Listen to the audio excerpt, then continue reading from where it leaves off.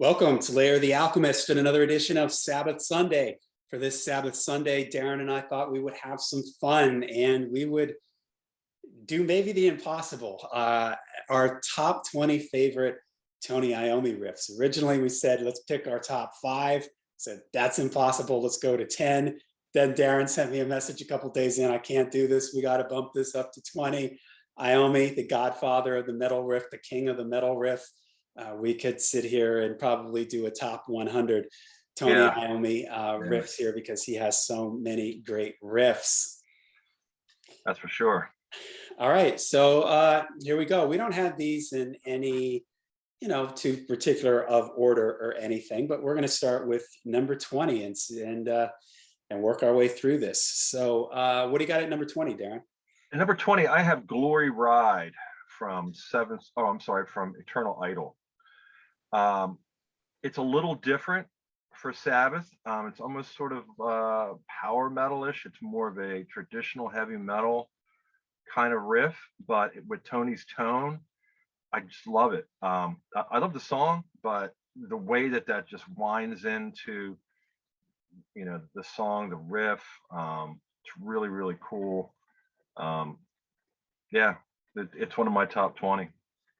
Yeah, that almost made my list, and I'm pretty sure it's that one that Martin Popoff, the author Martin Popoff, he describes that type of Tony Iommi riff as what he calls it, a Geronimo riff, like this, like hooray, this like triumphant, kind of very like sort of it takes off sort of a type of thing. And I think that's a great way to describe it, because Iommi does have riffs that are like that, and that one is a good example of and there's a few of those on my list actually, now that I've heard it described as a Geronimo.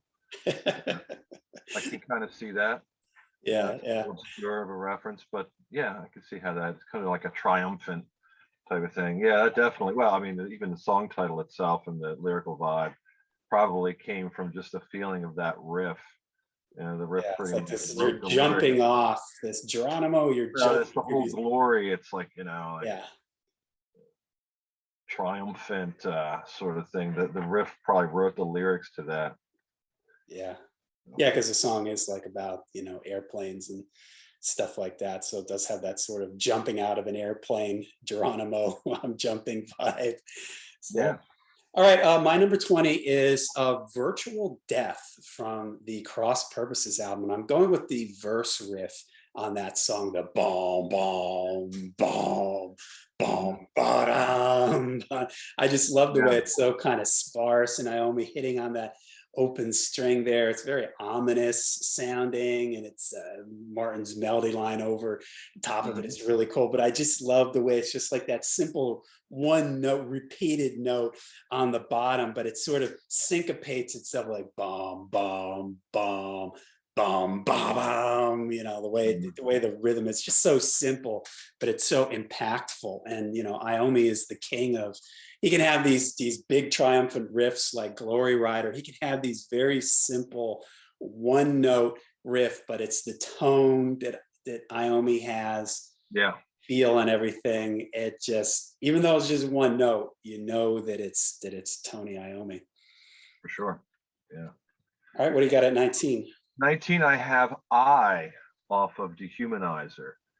I love how that creeps in kind of ominously and then just unleashes this like full, heavy, just pulsating,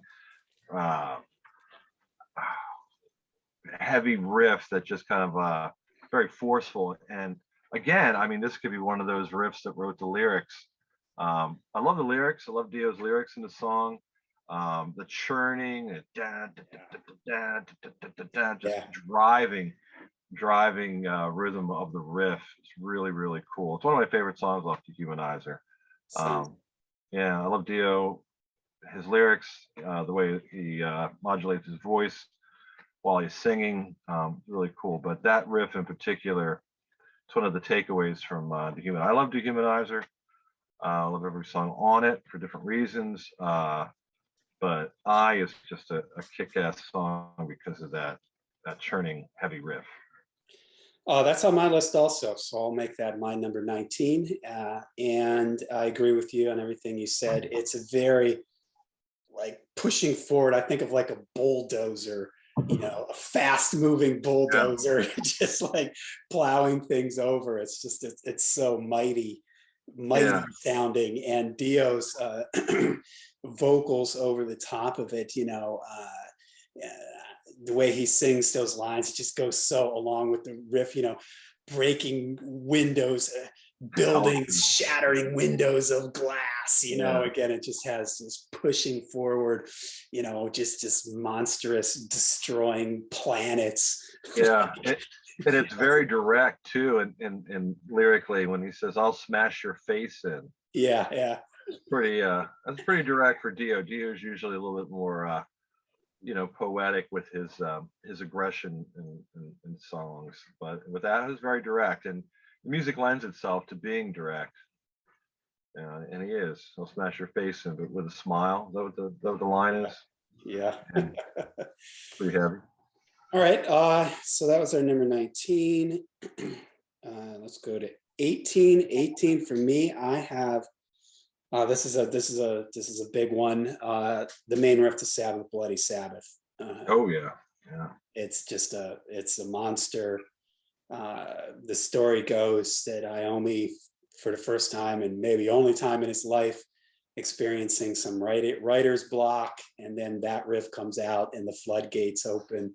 yeah. Sabbath, Bloody Sabbath album.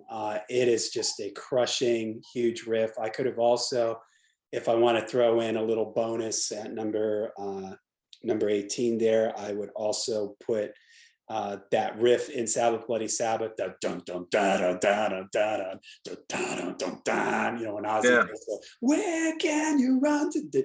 That is crushing too. But that opening riff is yeah. Just when you think it can't get any heavier, it yeah, does. exactly. There's quite a few songs on my list, and I'm sure yours as well, that have that dynamic within the song. Like, well, it starts out with a great riff, but then it goes into something even more killer. Yeah, Um, yeah. yeah, That opening riff is, to me, is just an Iommi signature sure. Yeah, signature riff. that's actually my number two. So that's how high it is for me. Uh, yeah, I love that riff, Sabbath Bloody Sabbath. It's definitely an iconic Iommi riff. And like you said, I was, when I was going to get to it, I was going to mention that. Starts out with a really heavy riff, cool tone, iconic Iommi riff, and then when it gets into that middle part, and it just goes even deeper, digs even deeper with a heavier, even heavier riff. And you think, wow, that's pretty heavy, and then oh, you think that's heavy? Listen to this. Yeah, that's what I like about that song in particular. And there's quite a few, like I said, there's quite a few songs that are like that. All Yeah. right, what do you got next there? 17. I've got Backstreet Kids. I shamelessly tout Technical Ecstasy is one of my favorite, if not my favorite, Black Sabbath albums. So I've gotta give a nod to that. I love the riff in Backstreet Kids.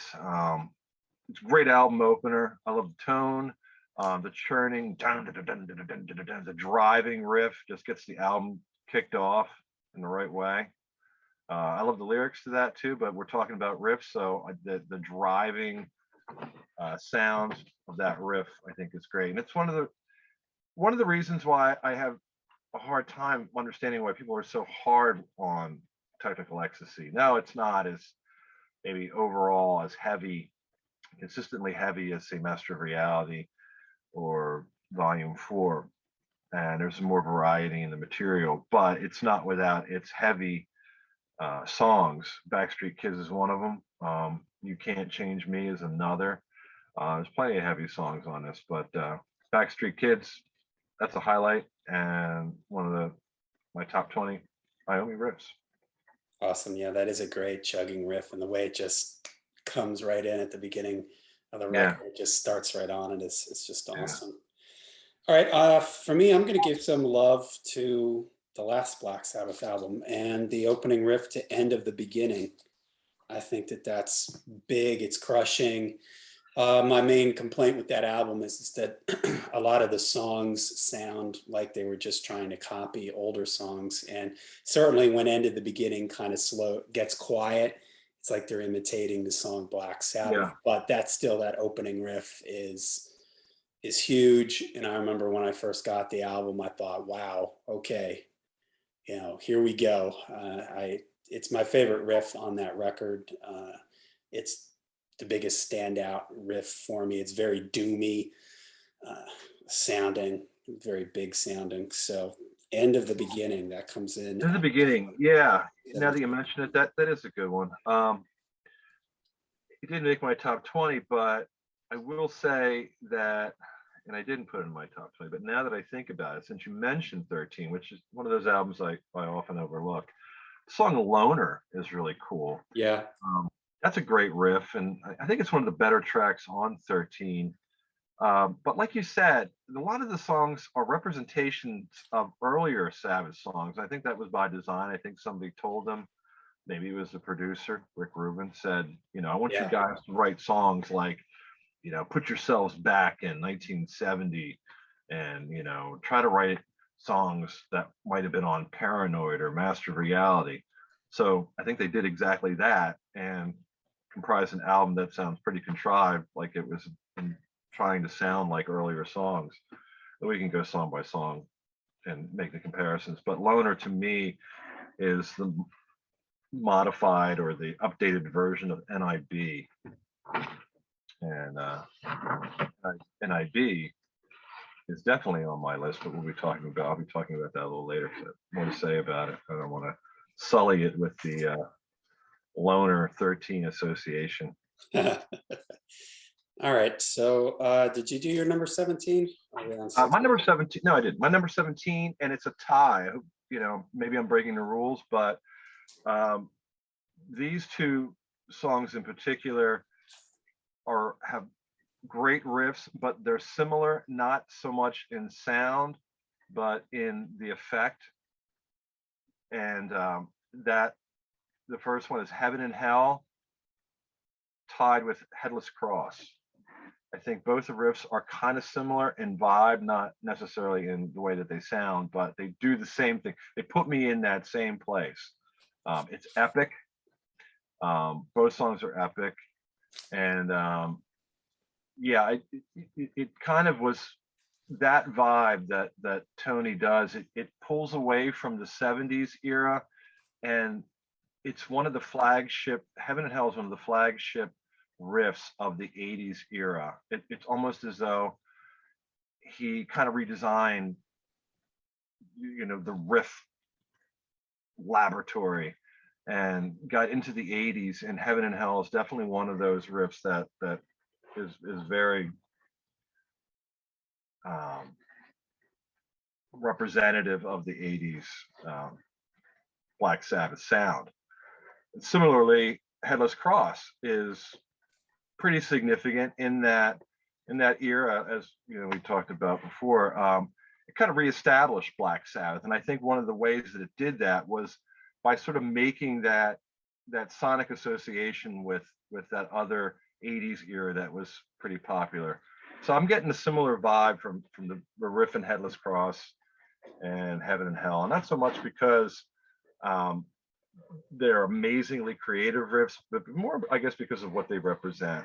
If that makes any sense. Yeah, absolutely. Yeah. All right. So we're at number 16. And of course, I have Heaven and Hell on my list also. It is one of those signature Iommi riffs. Like you said, it sort of ushers in a new era of Black Sabbath. It's also one of those riffs that, when I think of iconic heavy metal riffs that like all metalheads are proud of, that's one of them. And it's one of those songs that when you're waiting for a band, you're at a show, a club show, and you're waiting for the band to come on, and they're playing music over the PA system, and that comes on, which it does often. Hands go up in the air, people sing along to the riff. It's just immediately, it just sort of screams heavy metal. It's all the things that Mhm. I love about heavy metal. It's epic. It's melodic. It's just so catchy. It's so like sends a shiver up my spine. It makes it makes me proud to be a metalhead. Yeah, type of thing. It's just like, and it's so simple. It's a simple riff because again, this is what Iommi does so well. And to sort of take off on your analogy there, it is kind of like Iommi goes back into his laboratory and he changes the chemical formulas a little bit yeah, for the 80s here. And so it's Tony Iommi, it's Black Sabbath, but it's just tweaked a little bit to the modern era. And Tony is just so much the king of it. There's simple riffs that that there were a million guitar players after that song came out, and they went, "Why didn't I think of that?" It's not yeah, like he's doing something like Eddie Van Halen with Eruption, where they were, how did he do that? How did Eddie Van Halen play a lot of that stuff on the first Van Halen? That's how guitar players thought when they heard that record. But you hear Heaven and Hell, and that's just a song that I'm sure millions of metal guitar players sat back and went, "Why didn't I think of that?" yeah. It makes so much sense. It's so perfect. It just It's so yeah, works. it's one of those riffs where you could apply the less is more mindset Because, to it. yeah, Less is more, but it has a majestic, regal vibe to it.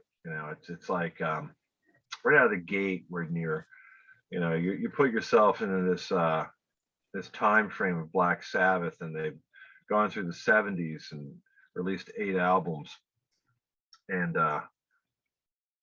kind of plateaued there at Never Say Die, for better for worse.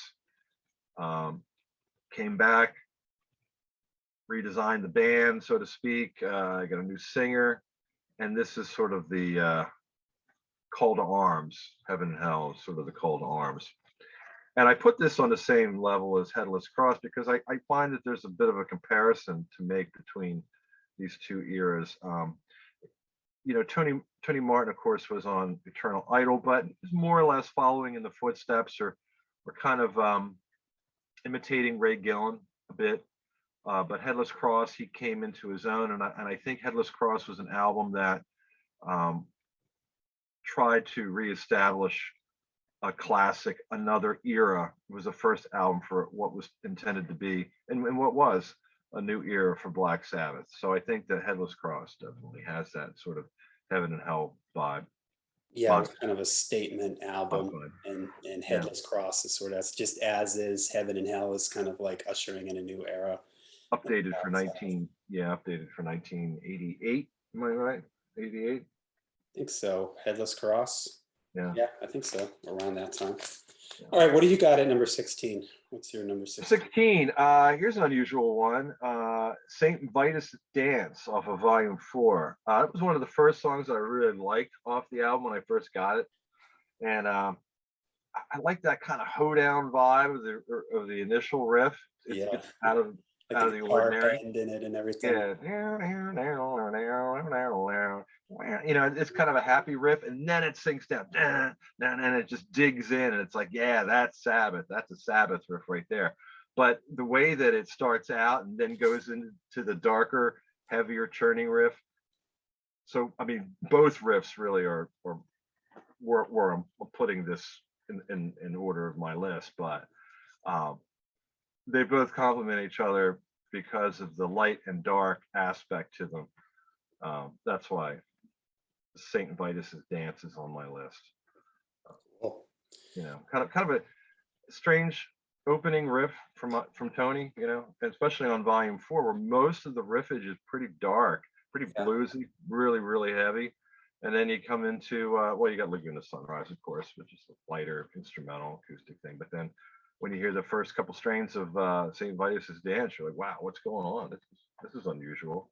But then confidence is restored once it gets into the second part of the riff. At the Yeah. you're like, yeah. For So sure. a highlight for me. All right, I think we're on 15. And Yep. all right, so 15 for me, I'm gonna go with from Never Say Die, Swinging the Chain. that main Okay. riff and Yeah. swinging the Good chain. call. Always thought that was a cool riff.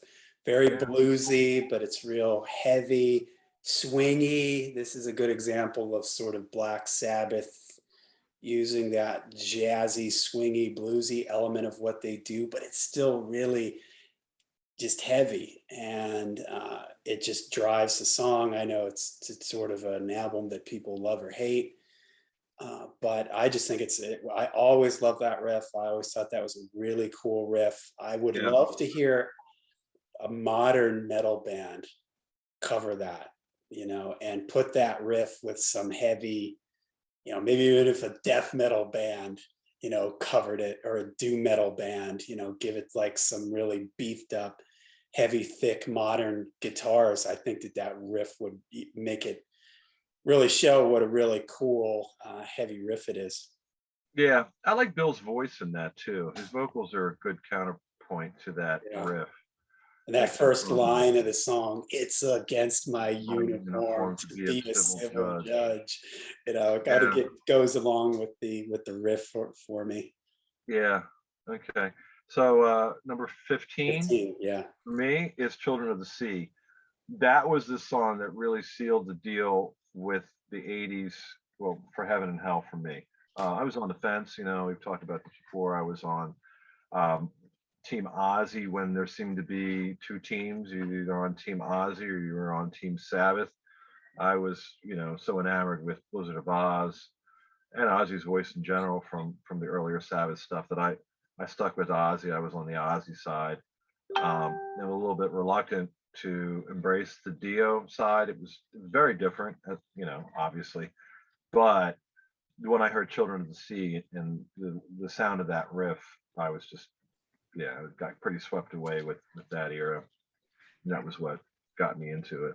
So pretty Yes, important song, pretty important riff. amazing for sure. Okay, we're on number 14, and for number 14, I'm going to go with "You Won't Change Me" from Technical Ecstasy. That descending line, it always reminds me a little bit of "Dazed and Confused" by Led Zeppelin. That'll bam, bam, bam, ba-da-dum, down, down, down. Yeah, It's just very doomy. yeah, Yeah, very, very doomy. And the way the song starts with kind of those sound effects. So when it kind of comes crashing in, it's yeah, super heavy and super doomy sounding. So yeah. That is a great riff, and like I think I referenced that when I was talking about Backstreet Kids. That's another riff that you talk about like heavy, doomy. I mean, that's a heavy. I mean, for most of the song I think it's pretty doomy. Lyrically, it's real. It's something that one of the things that's always an aspect of Sabbath is the ability to relate to the lyrical content, to be able to internalize it pretty easily. That's certainly one of those songs, but to correspond with the lyrical content, that heavy riff is like iconic Sabbath. I think very doomy. It's a doom metal song for sure. On Technical Ecstasy, an album that people often disregard. all right, what do you Oddly got for 14? 14, I have Symptom of the Universe. Symptom Oh of the yeah. Universe, man. First time I heard that, I was blown away. That was I coming into Sabotage. I really only heard it was one of the last Ozzy era records I bought, mostly because it was kind of difficult to find at the time. There wasn't a lot of promotion, I think, associated with the album. The band, of course, were going through some turmoil legally and whatnot, but it wasn't an easy album to find at the time. So it was one of the last ones I bought. And the only song I'd heard from Sabotage was "Am I Going Insane?" And that was because it was on "We Sold Our Souls for Rock and Roll." So I wasn't expecting. I guess I was probably expecting something along the lines of the Technical Ecstasy or Never Say Die. Then when I put it on, got into Hole in the Sky and then the little instrumental, which again, it's one of those Iommi-isms, like start out light so that when the heavy comes in, it's Yeah. even more effective because it's going from something very delicate and light into something crushingly heavy. It just emphasizes the weight of that riff, and it happens there. So when that riff came in, that was really, really intense. Still one of my favorite. It's just it's it's sick, you know. Yeah. It's an All right. awesome riff. Well, that here we're on number 13, and that's on my list also. So I'll put that at 13, a symptom of the universe. Everything you said Yeah, for me coming out of the Don't Start Too Late instrumental acoustic type thing. And then all of a sudden, Symptom of the Universe just kind of comes out and hits you. And yeah, Iommi's sound on Sabotage, his guitar has a real kind of mid-rangey, so it's real like, you know, you can just sort of yeah. hear like every little, It's grungy or something, for lack yeah, of a better yeah, it's word. very, you can hear every down-picked Yeah. note. It's just, yeah, it's a crushing, absolutely The crushing. riff, the sound of the riff, the riff itself is heavy, but it's also the way that he plays it that makes it even heavier. Yeah. Yeah, that's cool. Um, Number 13 Yep. for me is Country Girl. It's a song on Mob Rules I think a lot of people disregard or they don't consider it a highlight. It is a highlight for me, and we're going to get back into the Martin Popov Geronimo riff. That's a term that's new to me this evening, but I like it, and I'm going to apply that Geronimo comparison that we used in Glory Ride to Country Girl. That's another thing that Tony's good at, that vibe. It doesn't always have to be bluesy and heavy and sad. It had he can incorporate, or he gets these riffs that just have like a little twist or turn that are totally unique to his style. And Country Girl does that. It's kind of an upbeat riff. You know, it's kind of like Yeah. almost like a hoedown or something. Uh, which is really cool, but it is a heavy song. The tone of it is great. Um, one of the, like I said, one of the highlights on Mob Rules for me. I love the riff of Country Girl. All right, we're on number 12, and I also have Country Girl on my list. So I'll put that at number 12. All the things you said. I especially love the way the first part of the riff is, like you said, it sort of has this almost upbeat feel to it. Da da da da da da da da. But then the next part, ba da Yeah, ba da. You know, that part for me yeah, is what sort of makes it. And it's one of the rare occasions where Dio might be the only occasion, really, when I think about it, with his time in Black Sabbath, where he sort of pulls an Ozzy and sings right along with the riff. yeah, Fell yeah. You're in right. love with a country girl born in sunshine. You know, he sings Sure. right along with the riff. Yeah, He really never does that. no. And, you know, that was an Ozzy thing. Ozzy did that on Iron Man, and he would do Yeah, that a lot. And it just emphasizes the weight of the riff. It's almost like you have no choice. The riff is so big sounding that you just have to bow yeah, down to it and give into it and sing along to it yeah. like that. You know, I mean, a lot of times that's sort of a creative cop out to just go along with the vocal melody to go along right along with the riff, but it's effective and it works on this song because the riff is just so cool. All right, what do you got at number 12? Number 12, I've got Hole in the Sky. Starts out Sabotage. I mean, the riff itself at that time was really cool. You know, got my blood pumping. Really got me interested in the album. Like it was kind of an eye opener because, like I said, prior to that, I only heard "Am I Going Insane," and then I heard the album starts off with "Hole in the Sky," and like, wow, it's an iconic riff. Iconic in a sense where a lot of bands in the stoner doom genre kind of rewrote the riff to Hole in the Sky. I think Caius Yeah, has kind of based every album and every song on the riff to Hole in the Sky, yeah, more or less, you know, because it's that great of a riff. And Tony invented that. yeah. That You sort know of what I mean? swingy. Again, here we are back to like the swing of the chain. Yeah, it kind Yeah, of has like a groove to it. And you're exactly right. I mean, yeah, Caius made their career out of that kind of Hole in the feel Sky. and those kinds of riffs. Yeah, and I'll still hear it. There'll be some band that comes across Yeah, you know my wavelength, and I'm like, okay. And then you hear the Hole in the Sky riff. That's a hole in the sky, for the umpteenth time. But that's okay. It's a great riff. You want to reinterpret it, uh, I'll pay attention. Sure. All right, we're on number 11, and I'm going to go with the song, The Eternal Idol. It is super doomy. When it drops down, it gets real quiet, and Iommi's guitar is kind of clean there. It's almost like the song Black Sabbath in some ways. It has that sort of vibe to it, and there's like some little sound effects or something going on in the background there, like swishing, like noises, and just has a very ominous vibe to it when he gets real quiet there. It's a great example of Iommi. He doesn't have to have his amp on 11 and super distorted to sound heavy.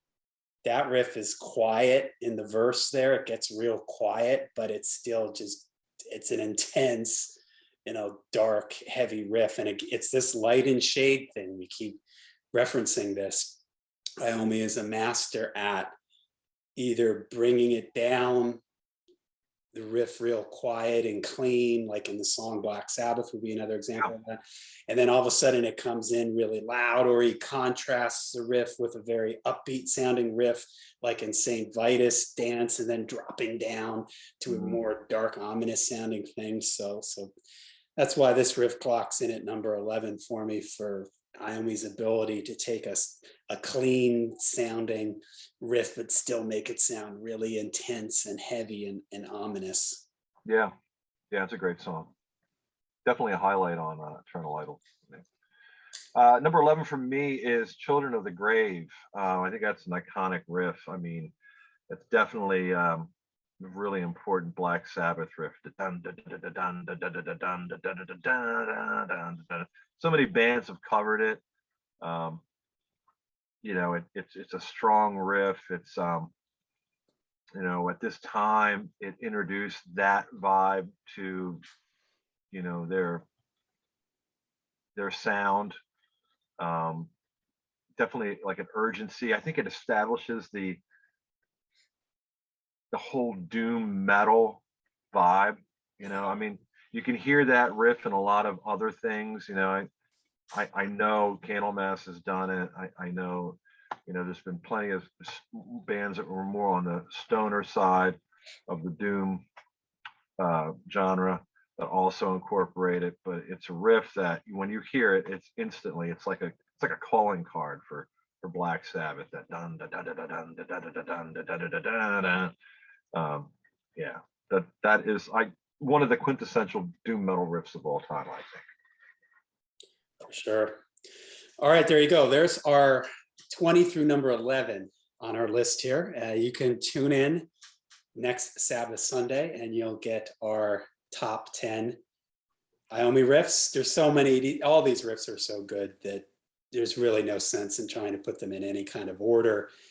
Everything that's on your list that wasn't on mine could have been on my list, and I'm sure you feel the same way, because again, it's hard. Iommi just has so many great riffs. But let us know in the comments down below what you think of our picks. Let us know some of your picks. Save some of them for our next episode, because in our next Sabbath Sunday, you will get our remaining 10 picks of our favorite Tony Iommi riffs. So until we see you again next Sabbath Sunday, make sure you stay heavy, stay metal.